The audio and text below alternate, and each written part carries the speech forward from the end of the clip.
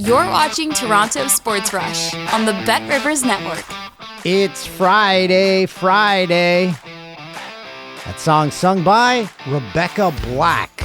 We're joined by Ryan Dempster. Ryan Dempster, did anyone you know ever use that as a walk-up song? Because that song was massive when it came out.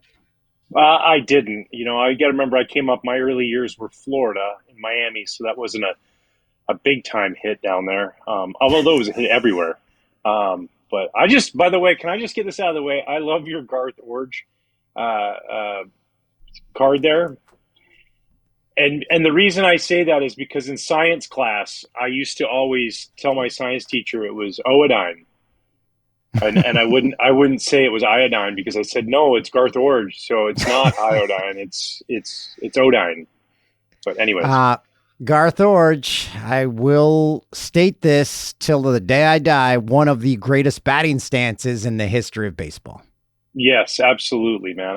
That's my wheelhouse of Blue Jays. Like that time he was on the team was like all those guys, him and Rance Molnarks and Tony Fernandez, and it was just the best, man. So who is your guy? Because I've discussed this before. Wendell Clark said this recently in an interview. He said, if you have someone who watched sports from the ages of 8 to 12, they have a guy. They have a player that they latched onto. That's their guy for life. I latched onto Garth Orge for reasons unknown. I think it was because he was scrappy, and I'm like, he's not the most talented. Maybe I can make the majors. Did you have a guy that you latched onto that wasn't a superstar? Yeah, that wasn't a superstar. Yes. Like my idol was Nolan Ryan. I loved him, but my guy that I latched onto, and I say he wasn't a superstar, but he pitched like one for a while. Dave Steve was my guy. Like that fastball slider combination was just like, and I just like couldn't wait to wake up on an early morning, weekend when the Blue Jays were playing a day game and watch Dave Steve pitch. It was like the greatest thing out west. I met him. I went to a game at Exhibition Stadium, and we had these VIP meet the players after. So we met him, Garth Orge, and Rance Molnarks. And Dave Steve was wearing like the best golf shirt I'd ever seen. And I'm like, I guess this is what a superstar rich athlete is like. And he was probably making $50,000 a year. Isn't that funny? It's just like it just stood out. But yeah, that was definitely my guy. And going to Vancouver Canadians games, I would always attach to these guys. Like I remember I told this story before, I sat in the bullpen at the Vancouver Canadians game. I was 14 years old, 13 or 14, and I sat behind the bullpen asking all these questions because I wanted to know what it was to be a big leaguer. How do you become a big leaguer? And so I was asking Wayne Edwards, left-handed reliever. They were the White Sox at the time. And don't call me Donnie Paul. And they were so awesome. They told me about, making sure you're long tossing, running your poles, doing all these things. They gave me so much great advice. And then finally about the fifth inning, Wayne, because Don's really nice and polite, Wayne was a little more stern. He's like, hey, kid, we got to get ready in case we got to pitch. So you got to go now. But 1998, I go up to the big leagues, and I'm teammates with Don Paul in the bullpen. Like, how crazy is that I go to a game and this guy gives me all the time and guidance, and I told him that story, and he goes, dude, you want to know something? Me and Wayne talked about you for a long time. He goes, we would say things like, I wish these young kids would listen to us like that young kid behind the bullpen that day at Nat Bailey. Like that's like what a cool story in life, and let alone to make it to the big leagues and then be teammates together. It was just unbelievable. Did they actually give you a piece of advice that you took from them in that time you got to spend talking to them? Yeah, the two things they said keep long tossing, throw long toss, and run poles. Those will keep you healthy, kid. That'll keep your arm healthy. And I did that throughout my career. And minus my Tommy John, I never had a shoulder issue, basically, other than some mild tendonitis. And I stayed healthy, for 16 years. So it was a huge piece of advice that I took. Did you mimic Dave Steve on the mound and the one thing he did more than any other pitcher, which was the adjusting the cup? Because he did it a lot. The cup a little bit. Yeah, my mom would always say, Ryan, stop grabbing your groin. Like, don't do that anymore, So I kind of over time just adjusted to the belt where I would just fix my belt. I wouldn't go full crotch grab. I would go more belt area. But definitely, it's funny you say that because like you wonder why you did things like that. But looking back, that's definitely why from Dave Steve. So Garth Orch had a unique stance. I also loved Mike Bordick's stance. It was so wide open. Why don't we see? Is it because the game is people learn it and they train for it and they've got coaches from a young age? Is that why we don't see these unique stances? Because the guys say, no, you can't do that. Yeah. I think there's a lot of, there are different stances. There's not a lot of them though. You have to really be able to rake in order for you to keep your own stance. I think, there's this general principle of, short movement, coil real quick, get your elasticity, and then just move on your axis. And that's kind of how it, yeah, thank you very much. And it's like, we're all different. Like, we're never going to see another Mickey Tettleton? Right? Another Tony Batista? Like, where's that at? Like, something fun like that. Like, it's just not, I don't think so. I think, like, it's going to be very, very rare. Like, Craig Counsell, with the hands way up in the air. It's just not going to happen. It's not allowed to happen at the youth level because it's super important, Dan. It's so important that we win our 12U tournaments that we got to make sure that that's the most important thing instead of just letting a 12-year-old be a kid and figure out that he might actually be able to hit like that. And he might actually be able to rake like that. Cal Ripken used 42 different stances in his career. It seemed to be good enough for him. But for whatever reasons, we're like, no, we can't do that because you might get out, and I can't have that on my clock, and I got to make sure we win this tournament. So it starts at a young age, and then, throughout the, minor leagues and as you get into the higher levels, there just becomes a little bit, they want to manage all the movements, not as much movement, keep it simple, and which I understand, but also that should come after failure. If you fail, then we got to adjust. But if a guy doesn't fail, why break it if it's not, or why fix it if it's not broken? Just let him be him. So they can't find their identity in their own unique stance. So you know what they're doing. And I'm sure you've seen these videos where people mock the travel teams in baseball because they're wearing every brace. They've got their pockets out. They've got the face paint on. So that's how they're trying to form an identity. And it's kind of annoying. Thank you. I watched a video the other day. I don't know if it was like a make fun of TikTok viral video. It looked like it was an actual real game going on, and the dude had 4 oven mitts on. I'm like, he had 2 sticking out of his back and 2 in each back pocket. I'm like, you only have 2 hands. Are you taking your shoes off and then putting them on your feet too? Like, what's going on here? He had a shin guard on his front and back leg, and it's like, I watched a kid the other day going up at like, they showed like a little 8U travel. I thought he was dressing up for Halloween. I'm like, he's got 14 Pfizer necklaces on, or fighting necklaces, those ones. He's got double eye black here, eye black underneath. And it's like, what are we doing, man? Why are we going? Stop giving them rings when they win their tournament. Like, those are for World Series. Give them a trophy, give them a medal. Stop giving the oversized, barely fits on their hand ring. Just let them play baseball and have fun. Like, well, it is fun. For the parents? I sit at these tournaments. I sit around and watch it, and I'm not knocking on it. I get it. Like, I played, those kind of tournaments too, but it was about us. Now it's become all of this other stuff that's about. It's an industry. Instead of baseball, just let them play. Like, go play with your friends in the backyard. That's how we get better.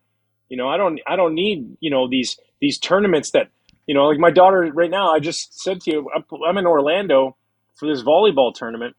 There is 470 teams playing every hour on the hour.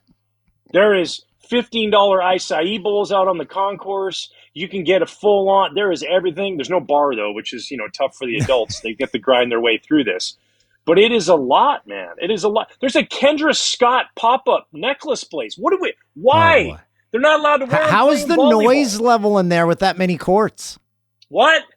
I can't hear you after 3 days. It's next level. Like, there was a referee yesterday in the game, and one of the girls on the team was serving, and she kind of looked up like, did you blow the whistle? And he kind of gave attitude, and he was like, yeah, serve it. And I'm like, hey, bro, there's 235 games going on right now. She might have not heard your whistle, but if she serves it early, you're going to be like, don't do that. It's like, it is an industry that is, I think, is not stopping anytime soon. It's different than I ever grew up with, but I just there, and I love my daughter, and I'm supporting the heck out of it, and she's having fun, and that's the most important thing.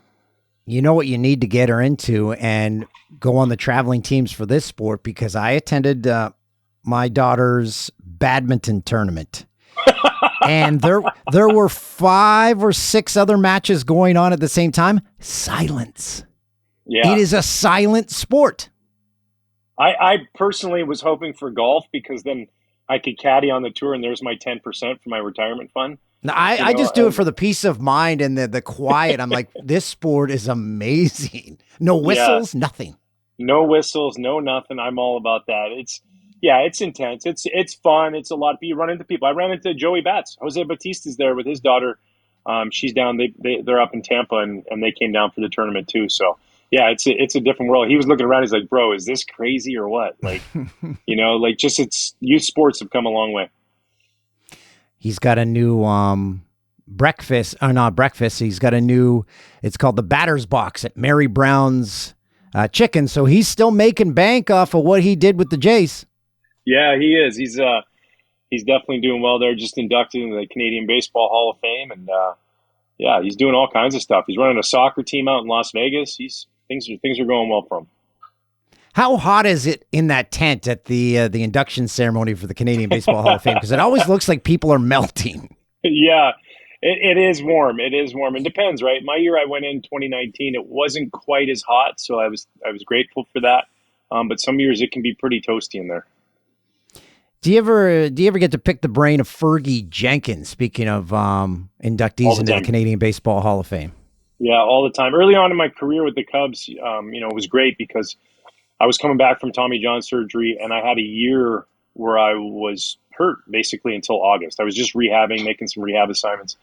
And between picking Fergie's brain and picking Greg Maddox's brain back and forth whenever I could, spring training, I just learned a lot. I really did. I mean, the numbers don't lie. Look at pre and post Tommy John, my ERA, I think, is 0.75 of a run lower, and it was just the help I got. He taught me how to throw my split finger fastball, which for him wasn't a split finger fastball, it was just a changeup because his hands are twice the size of mine.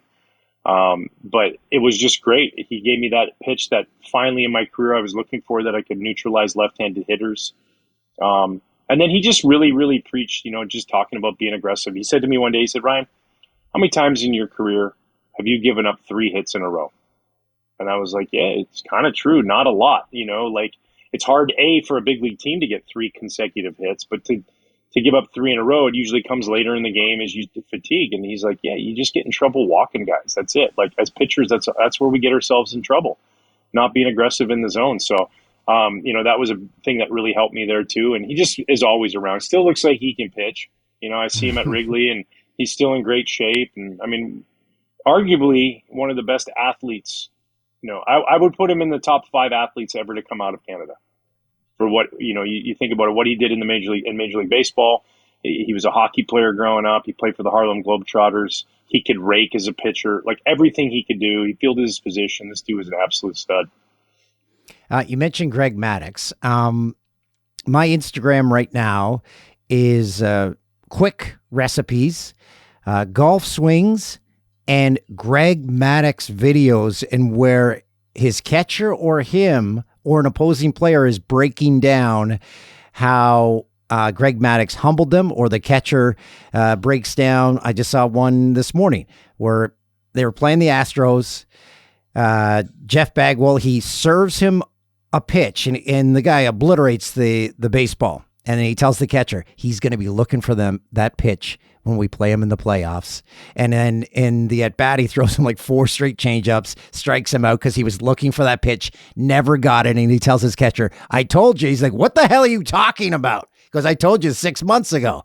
So hearing videos like that about Greg Maddux, I'm glad that exists on the internet. No doubt. I could go on for days. Like I said, 2004, he signed and came that winter back from Atlanta to Chicago. I had a kind of a weird deal with the Cubs. I signed a 1-year deal hurt with a team option coming off Tommy John. My only stipulation I wanted was that I didn't want to sit in Arizona and in the heat and not know any of my teammates. I wanted to be there and be around the team. I'd already been in the big leagues for 5 years. Like I want to be a part of it. So I parked my ass next to him on the bench all the time. And I just took in, I would look to the side, I'd watch him and I'd listen. And the things he would say to me, sit next to a hitting coach. Listen to what the hitters are talking about. Listen to what his mental aspect of the game was so far above everybody because of also his discipline to stay within that, right? He didn't get too emotional about stuff. And he said so many great things. And when you talk about that, and I'd heard that story, Mark DeRosa had actually told me a similar story about Sean Green in spring training. D-Rose was playing third base. Doggy gets the first two guys out of the inning and then says, hey, D-Rose, he's getting the ball back from him and around the horn. He goes, D-Rose, watch this. And he throws Sean Green a pitch, and Sean Green hits it 450 feet at Vero Beach, like over the scoreboard or wherever that building was out there. And they come in, he goes, what are you doing after the inning? And he's like, because in the regular season, dude, he's going to want to hit that pitch again, and I'm never going to throw it to him. And so I used that, dude. I was facing Randy Wynn, former teammate of mine in the minor leagues, and I'm facing Randy with the Giants in spring training, and I said, hey, I'm on the mound, and I blatantly did it. I just went four-seam fastball. And he like kind of looked at me, and I threw a four-seam fastball, and he took it, and then I went, you're not going to swing again? And I threw another one, and he hit a massive homer in Scottsdale at their ballpark. And Soto comes out to the mound. He goes, what are you doing? I go, you think I'm going to throw him that in the regular season? No shot. And I dominated him in the regular season. And that was all because of Greg and that story. And guys need to do more of that. Like, we're so hyper-focused with these spin rates and results in spring training. You can see setting up a hitter on March 15th for some time that you're going to face him in August when the game's on the line. And that's a reality. Hitters love to remember in their brains that pitch they hit, and they can't wait to get it again. And if you don't give it to them again, they're going to swing at something they don't want to swing at because they want to hit that home run. And he was brilliant, man. Like, obviously, like, you look at the combination of, not throwing hard in that body, and he's able to go out there and 350 wins in the major leagues, like, because he was brilliant. He was playing chess when everybody was playing checkers. He was like, he was Jason Bourne. Things, he walked into a room and just like things just moved in slow motion for him, but faster than everybody else in slow motion. That's how I always put for Greg. He was incredible. Now, be honest with me. Did you ever serve up a meatball and then say to your catcher, yeah, I meant to do that. I'm not throwing him that pitch again. Never. Yeah. That was one thing, though. Greg was really good. He was good about honesty, too. Like, I remember giving up a home run, and I was, like, pissed. And I'm like, that pitch is on the black, and he hits a home run. And he just, like, sits me on the bench. And he looks over. He goes, was it? And I'm like, what? He goes, was it on the black? And I go, yeah. And he goes, oh. And then I went back in the video room, and it caught, like, a third of the plate. And it's like, sometimes we'll go, oh, well, that was a good pitch. No, it wasn't. Very few. I give up a lot of home runs in my career. Very few of them were good pitches. They were usually mistakes. Let's get to, you got to go watch some volleyball, but I want to touch upon the Blue Jays. We sit here on June 20th. The Toronto Blue Jays are in the hunt for the AL East. I can't remember the last time we said that. The Yankees are playing crap right now. Is this all just a June illusion, or do the Blue Jays have something here? No, I don't think it's an illusion at all. I think that, listen, you have a very good starting staff, right? Not great, but very good. Like, you got guys that have experience. Barrios can miss a lot of bats. He struggled at times, but when he's on, we know how good he is. Gossman can be filthy, but Bassett can be, like, you go down the list, guys can be really, really good.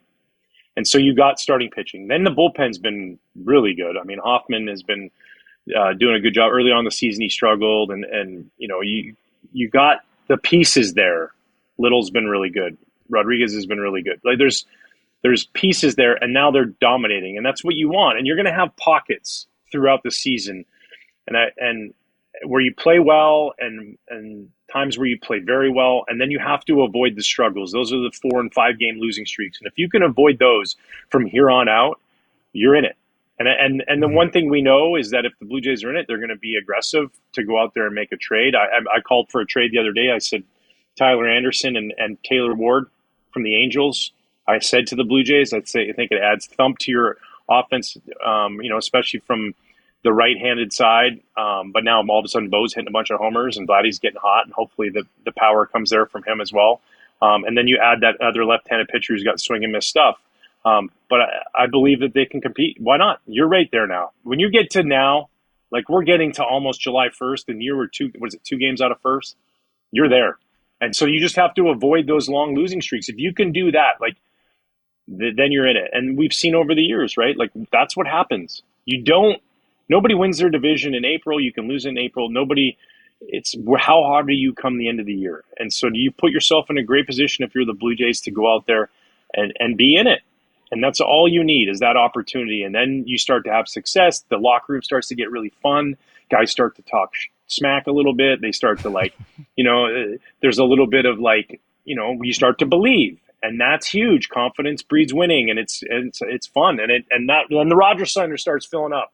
And we know how awesome that place is when it gets fans in there. That place starts getting nuts. So it's this snowball that starts rolling down. And when it starts going, man, boy, can it be fun up there north of the border. And it also helps that the Yankees suck right now. Before you go, last time we talked about. Did you just want to get that in? By the way, I noticed you just wanted to say it. No. I'm touching upon a particular Yankee because last time you and I spoke, we talked about Barry Bonds. So take him out of the equation. Aaron Judge is a monster. So I am certain, though the pitchers don't show it, he comes to the plate. They're like, shit. Was there a guy, again, we're taking Barry Bonds out of the equation, that had the stature and presence like an Aaron Judge when you pitched? Yeah, I mean, taking Barry out of the equation. I would say like a physical specimen. I would say probably the closest. I mean, McGuire, Sosa, those guys were the ones. Sosa, I felt like both those guys, though, had holes in their swings, like if you could get there. Like you paid for the mistakes.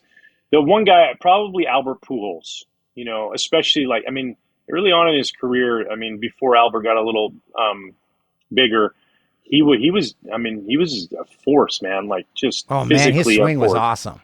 And he was so good about hitting home runs, foul pole to foul pole. So he was one of those guys where you could paint a fastball down and away, and he's gonna park it in the right center bleachers, and then all of a sudden you try to go inside on him and he's pulling it into the upper deck, or you throw a breaking ball that's really nasty and he's lacing it back up. He was just one of those guys that was, a force like that, and that's how Aaron is right now. He is him and Ohtani, and even more than Ohtani, I feel like Judge is the premier, all-encompassing, most dangerous guy when he steps in the batter's box. What he's doing is incredible. If I'm pitching, if I'm a pitching coach, if I'm a manager, if I'm anybody, and there's any chance, I don't care if it's in the first inning or whatever, you're not hitting, dude. And I guess you could say if you want to do that, cool, put the onus on the guy behind him. If your guys behind you don't hit, that's on them. Put the pressure on them. But why would you ever let that guy beat you? I watch games where it's tied in the seventh and there's 2 out and nobody on, and they pitch to him. I'm like, you guys are dumb. Is it about ego? No, it's about winning games. I watched Joe Madden did this to Bryce Harper in 2016 when they came into town, and he just went for every at bat. He intentionally walked him. I don't know the exact stats. You look it up. He intentionally walked him like 8 times in the 3-game series because the guys behind him weren't hitting, and it was about winning the games. Because at that point, Bryce was MVP caliber player. He was going nutsos, and it was like he was hitting homers and doubles everywhere. Why would you pitch this guy? No shot, man. Sorry, Aaron. I'm not here for the fans, dude. I'm here to win a ball game. And so, until the guys behind him, now there's certain times in the game, I get it. It dictates you can't. You got to pitch to him because of the situation. But if it means winning or losing the game and the guys behind him aren't pulling their weight, that's on them. That ain't on me. I'm not here to be friends with you. I'm not here because somebody wants to watch Aaron Judge hit a home run. I'm here to win a ball game. When you flash 4, I was reminded we don't have intentional walks anymore. Did you ever throw one to the backstop while intentionally walking someone? No, but I did opt for the opposite. I did say, why waste 4 pitches when I can just throw one and get him to first base? Oh, nice.